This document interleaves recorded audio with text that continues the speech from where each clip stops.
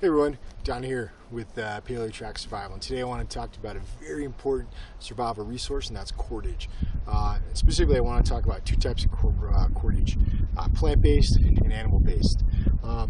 So let's kick this off. First, let's start with a couple basic components of plant-based cordages. So when I hear the word plant-based cordage, I'm thinking of roots, I'm thinking of barks, I'm thinking of fine, threaded pieces of leaf.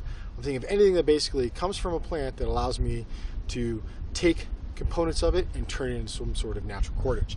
So, for example, this right here is a piece of root, or excuse me, a piece of vine. Roots, very similar and the same, but this is a piece of vine.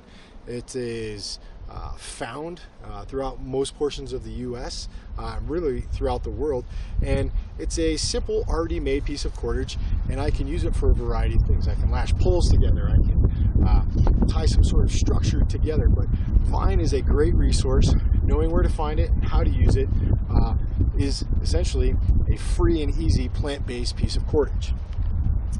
Grasses. Being able to take grasses and apply a reverse wrap two-ply cordage to it and create another aspect of lashing something together or setting a snare trap or creating some fishing line or starting to create a net, whatever the case may be. But identifying specific grasses and how they work in a cordage is important.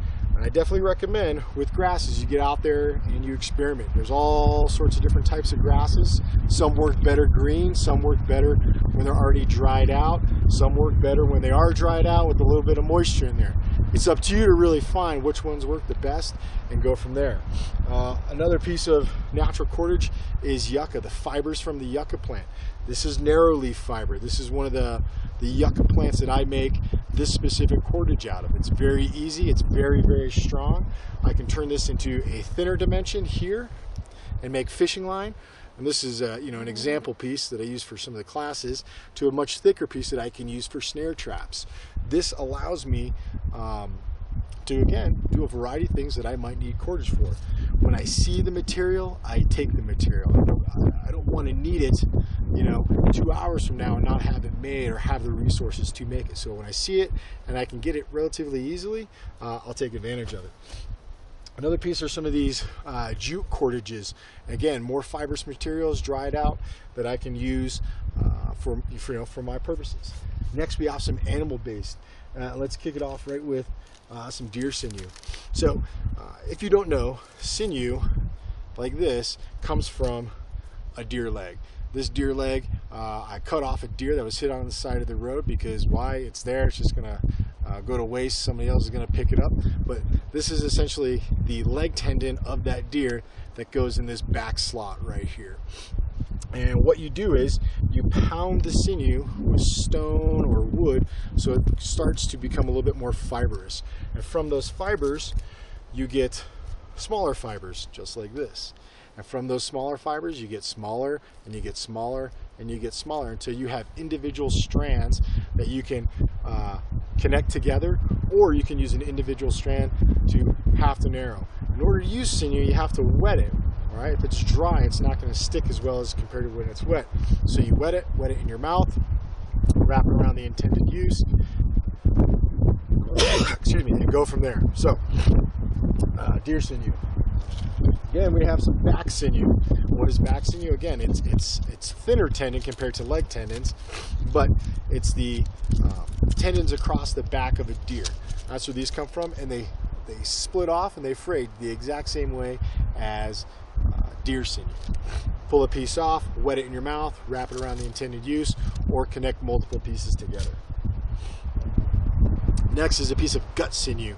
This is essentially the guts of a smaller animal or a larger animal, stretched, twisted, and then dried. You get a pretty solid, strong piece of cordage here, which is, again, the guts of an animal. You have rawhide. Rawhide essentially is the skin of an animal dried out. Nothing's done to it. If you see an animal hit on the side of the road, or you come across a kill site where there's a dead animal there and that skin is hardened, that's rawhide. That's all it really is. And this is cow rawhide. And essentially, similar to sinew, it's best if you wet it. And once you wet it, it's very pliable. It's pliable now, but it's not going to hold. And you wrap it around that intended use, let it dry, and it's going to shrink onto that that that arrow shaft or that spear shaft, and then you'll be good to go. Next is leathers and buckskins. These are just pieces of leather. This is goat leather, this is a piece of buckskin, and this is a piece of buckskin.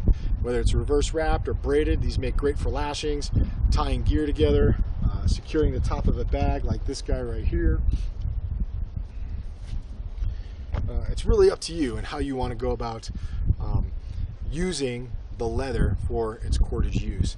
I'll typically take a piece, and if I get a small piece, I'll cut it in concentric circles, kind of shrinking it down, and then I get one longer piece, and then I'll find the midpoint, and then I'll reverse wrap it. I'll do a video later on reverse wrapping different materials for cordage purposes. But yeah, knowing how to and where to find plant-based as well as animal-based cordages can definitely be a game changer. Remember, if you see it, it's best to take it now before you need it later on and it's not made.